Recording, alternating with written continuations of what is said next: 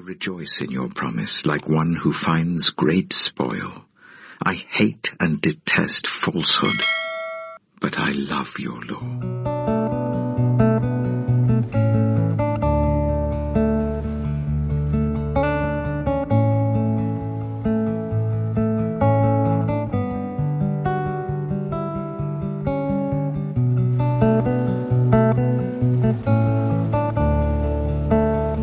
Rulers persecute me without cause, but my heart trembles at your word. I rejoice in your promise like one who finds great spoil. I hate and detest falsehood, but I love your law. 7 times a day I praise you for your righteous laws. Great peace have those who love your law, and nothing can make them stumble. I wait for your salvation, Lord, and I follow your commands. I obey your statutes, for I love them greatly. I obey your precepts and your statutes, for all my ways are known to you. God made his promise to Abraham. Since there was no one greater for him to swear by, he swore by himself, saying, I will surely bless you and give you many descendants. And so, after waiting patiently, Abraham received what was promised. People swear by someone greater than themselves, and the oath confirms what is said and puts an end to all argument. Because God wanted to make the unchanging nature of his purpose very clear to the heirs of what was promised, he confirmed it with an oath.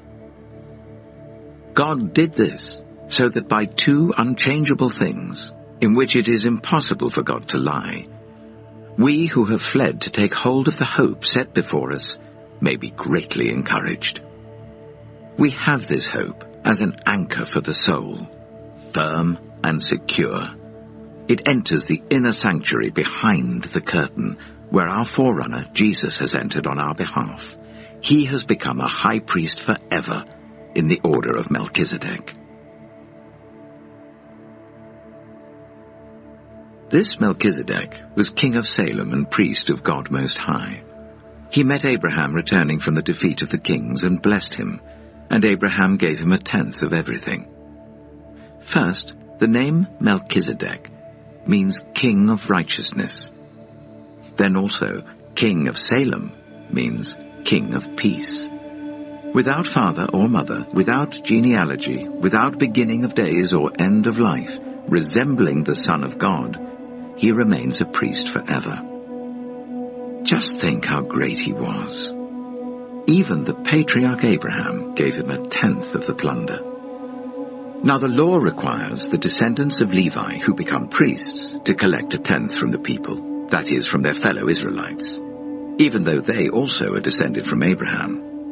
This man, however, did not trace his descent from Levi, yet he collected 1/10 from Abraham and blessed him who had the promises. And without doubt, the lesser is blessed by the greater. In the one case, the 1/10 is collected by people who die, but in the other case, by him who is declared to be living. One might even say that Levi, who collects the 1/10, paid the 1/10 through Abraham, because when Melchizedek met Abraham, Levi was still in the body of his ancestor. Ezekiel chapter 7. The word of the Lord came to me. Son of man, this is what the sovereign Lord says to the land of Israel. The end has come upon the 4 corners of the land. The end is now upon you, and I will unleash my anger against you. I will judge you according to your conduct, and repay you for all your detestable practices. I will not look on you with pity. I will not spare you. I will surely repay you for your conduct and for the detestable practices among you. Then you will know that I am the Lord. This is what the sovereign Lord says. Disaster. Unheard of disaster. See, it comes. The end has come. The end has come. It has roused itself against you. See, it comes. Doom has come upon you who dwell in the land. The time has come, the day is near. There is panic, not joy, on the mountains. I am about to pour out my wrath on you and spend my anger against you. I will judge you according to your conduct and repay you for all your detestable practices. I will not look on you with pity. I will not spare you. I will repay you for your conduct and for the detestable practices among you. Then you will know that it is I, the Lord, who strikes you. See the day. See, it comes. Doom has burst forth, the rod has budded, arrogance has blossomed. Violence has arisen, a rod to punish the wicked. None of the people will be left, none of that crowd, none of their wealth, nothing of value. The time has come, the day has arrived. Let not the buyer rejoice, nor the seller grieve, for my wrath is on the whole crowd. The seller will not recover the property that was sold, as long as both buyer and seller live. For the vision concerning the whole crowd will not be reversed. Because of their sins, not one of them will preserve their life. They have blown the trumpet, they have made all things ready, but no one will go into battle, for my wrath is on the whole crowd. Outside is the sword, inside a plague and famine. Those in the country will die by the sword. Those in the city will be devoured by famine and plague. The fugitives who escape will flee to the mountains. Like doves of the valleys they will all moan, each for their own sins. Every hand will go limp, every leg will be wet with urine. They will put on sackcloth and be clothed with terror. Every face will be covered with shame, and every head will be shaved. They will throw their silver into the streets, and their gold will be treated as a thing unclean. Their silver and gold will not be able to deliver them in the day of the Lord's wrath. It will not satisfy their hunger or fill their stomachs, for it has caused them to stumble into sin. They took pride in their beautiful jewelry, and used it to make their detestable idols. They made it into vile images. Therefore I will make it a thing unclean for them. I will give their wealth as plunder to foreigners, and as loot to the wicked of the earth who will defile it. I will turn my face away from the people, and robbers will desecrate the place I treasure. They will enter it and will defile it. Prepare chains, for the land is full of bloodshed and the city is full of violence. I will bring the most wicked of nations to take possession of their houses. I will put an end to the pride of the mighty, and their sanctuaries will be desecrated. When terror comes, they will seek peace in vain. Calamity upon calamity will come, and rumor upon rumor. They will go searching for a vision from the prophet. Priestly instruction in the law will cease. The council of the elders will come to an end. The king will mourn. The prince will be clothed with despair. And the hands of the people of the land will tremble. I will deal with them according to their conduct, and by their own standards I will judge them. Then they will know that I am the Lord.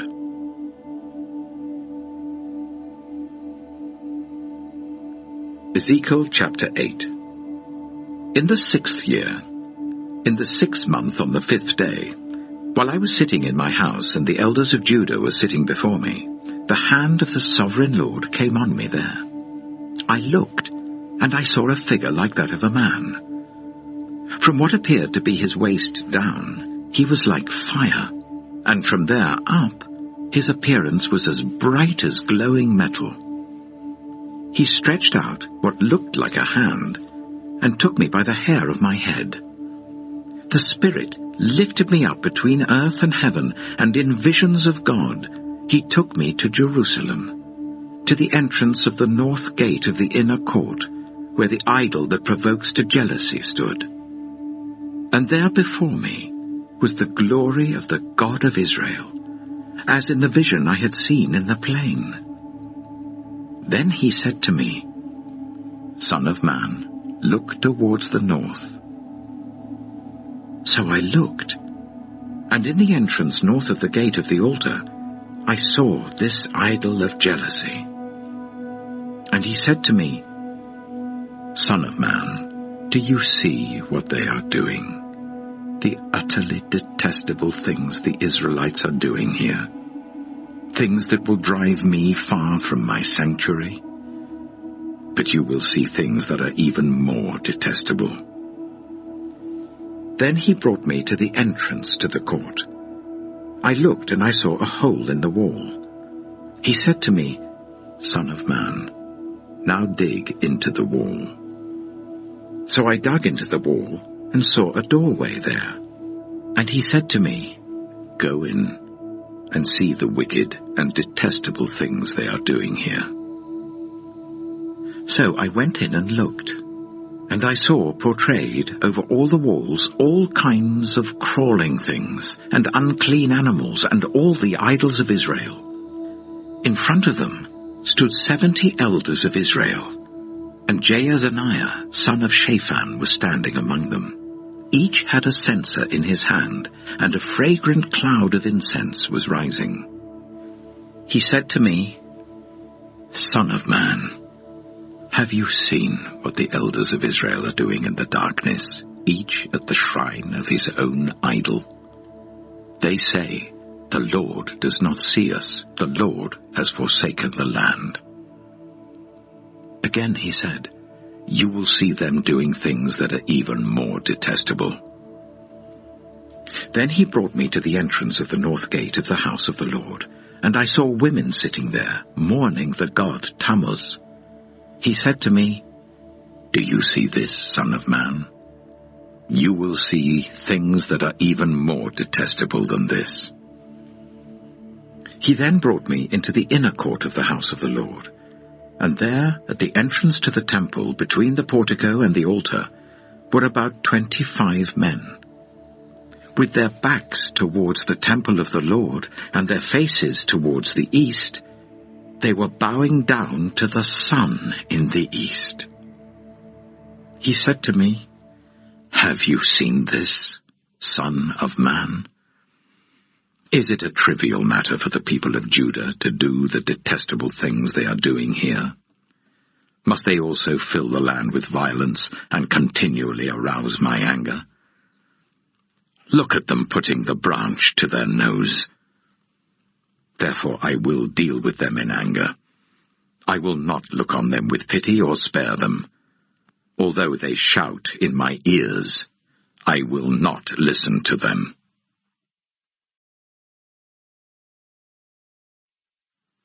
Ezekiel chapter 9. Then I heard him call out in a loud voice, Bring near those who are appointed to execute judgment on the city, each with a weapon in his hand. And I saw 6 men coming from the direction of the upper gate which faces north, each with a deadly weapon in his hand. With them was a man clothed in linen, who had a writing kit at his side. They came in and stood beside the bronze altar.